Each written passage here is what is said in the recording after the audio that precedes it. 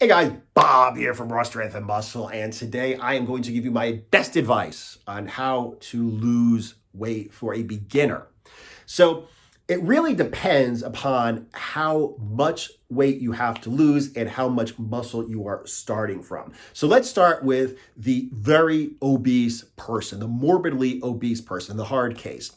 The more fat you have, the more easily it is for you to liberate that fat. That means you could go into more of a caloric deficit. That means you could stay in a caloric deficit longer. You could still have energy, be healthy, and be happy. It also means the more fat that you have, the more important it is that you get weight off the scale. Because if you are morbidly obese, your joints are being ground down by the sheer weight on them.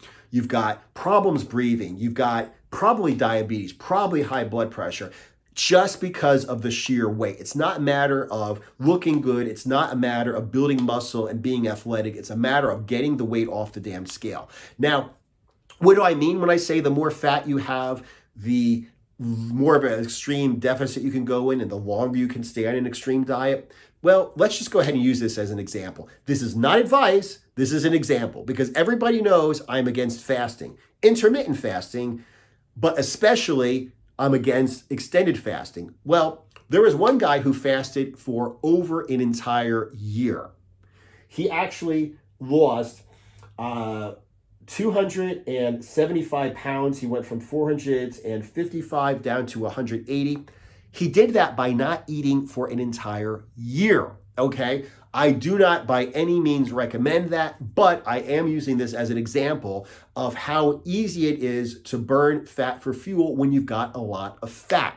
Okay. What that means for me and my advice to a beginner is if somebody is morbidly obese, I would get them fat adapted. And as soon as they're fat adapted, I would put them on my pure protein diet. I had people who, back when I used to do one-on-one coaching, hired me to lose a lot of fat. One of them, I remember, he's one of the first guys I trained who was very overweight. He literally wrote in the first email, "Bob, I am morbidly obese." Okay. And these people, when I trained them, they were able to stay on my pure protein diet for weeks, okay, over a month at a time without having a break, without having a refeed. Now, compare that to me. Even when I'm, quote, fat, I'm not really fat, which means I don't have that much fat to use. It's not that easy to burn it for fuel. So I can barely go 10 days, maybe 14 days on the pure protein diet before I need a break. These guys can go much longer. Okay. Now, the pure protein diet is not PSMF. We're literally just eating protein. It has some fats in it because you need healthy fats, essential fats for your health. You need fats to help give you a little bit of energy. You need fats to satiate your hunger. It basically allows you to stay on an extreme diet longer.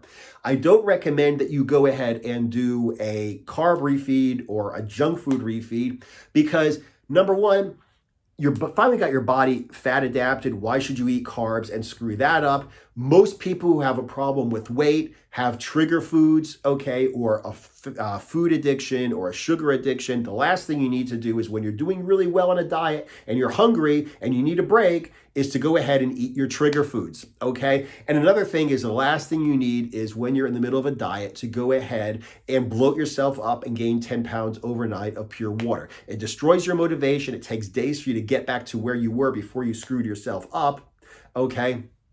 And it's just not healthy to gain 5, 10, 15, 20 pounds of water and then lose it again.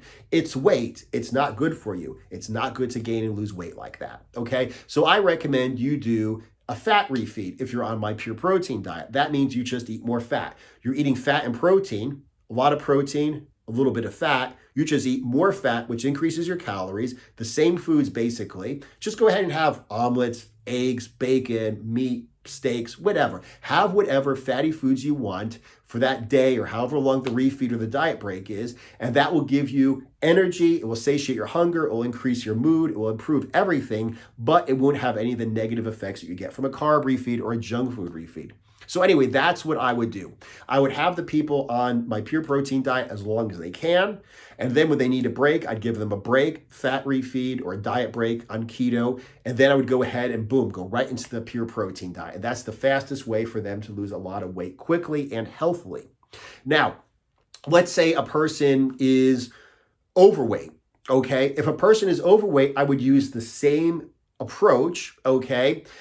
I would not go ahead and push it that hard, okay? I would use the same approach, but I would also try to get them to build muscle at the same time. If somebody's overweight and not obese, there's no excuse. They can get up, they can move around, they could do some form of exercise. So there's no excuse for them not to be maintaining and actually building muscle at the same time as when they lose all of that fat, okay?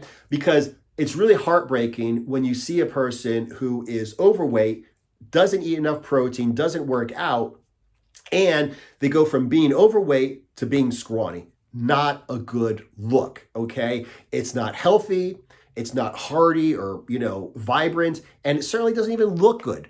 So why lose all this weight and then you look worse at the end? Instead of being fat, now you're scrawny. You still have the same negative mental image, okay? So definitely I would do the same approach, but I would really try to build as much muscle as possible. So when they get lean, they look as good as possible and can continue to maintain and slowly lean bulk again. Okay, now let's go ahead and talk about somebody who has a dad bod. They got a really good basis of muscle, but they just have a gut. They got some fat on them, okay? They're not fat, but they're also not skinny.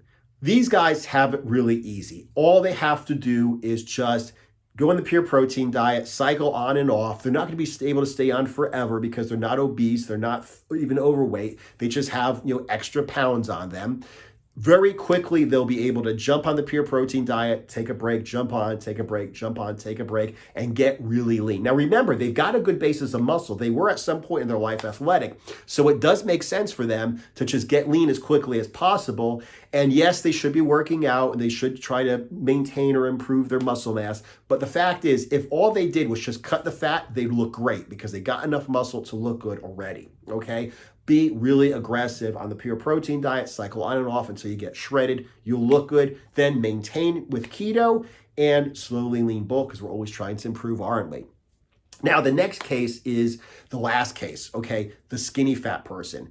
I always talk about Bart Simpson. You see Bart Simpson, he doesn't fill out the sleeves in his t-shirt. He just has little bones hanging down from his t-shirt with these loose ass sleeves. But he does stretch his t-shirt where the gut is, okay? Worst of both worlds, okay? You have no muscle mass, but you've got a lot of fat mass. The problem with him concentrating on cutting is, let's say Bart Simpson were to go through some machine and boom, 10% body fat. He would look like a damn skeleton if he had 10% body fat. He would look like he had some sort of muscle wasting disease. He would look terrible. He would feel terrible. He would not be healthy. So we cannot really concentrate on him losing fat. Also, because he's got a gut, he actually has to lose quite a bit of fat, okay? It's going to take a while either way. So what I would recommend is that he does a body recomposition by setting his calories at maintenance for a slightly higher body weight than he would have if he was lean.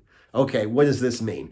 Let's say that I, at 5'8.5", let's call it 5'9", was skinny fat, okay? Let's say I weighed 200 pounds and I was 5'9", and if I were to get right now with my skinny fat body, lean body mass, if I were to get to like 10% body fat, right, got some abs or whatever, that would put me down at, let's say, 160 pounds from 200 pounds. Now, what I could do is I could cut down from 200 to 160 and be on the skinny side, or I could set up my calories for maintenance at 170.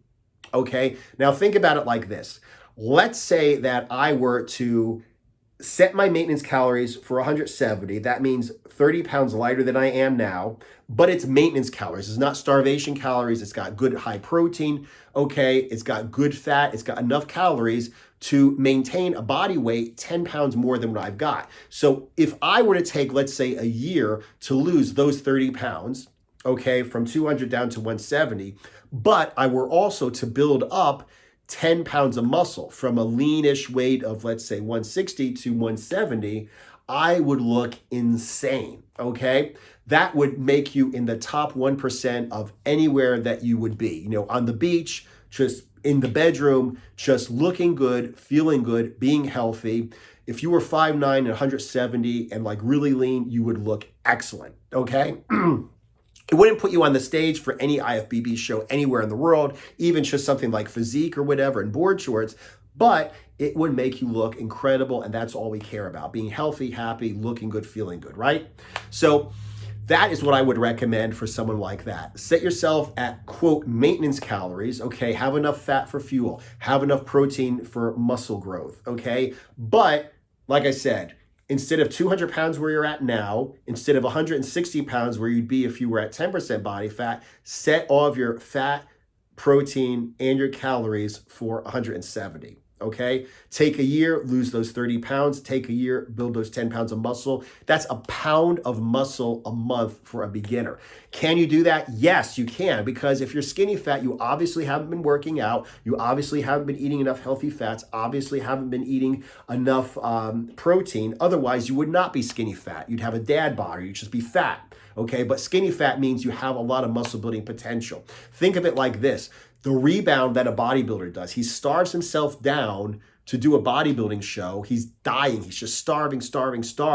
And then he starts eating again and working out. He blows up, gets stronger, gets more muscle, etc., etc., etc. Why? Because his body's starved and primed. And if you haven't been working out, because if you're skinny fat, haven't been working out, haven't been taking in enough protein, etc., etc., etc., your body is also primed for a rebound. So 1 pound of muscle a month, less than a pound of muscle a month for a year, build 10 pounds of muscle. That's a quarter of a pound of muscle a week.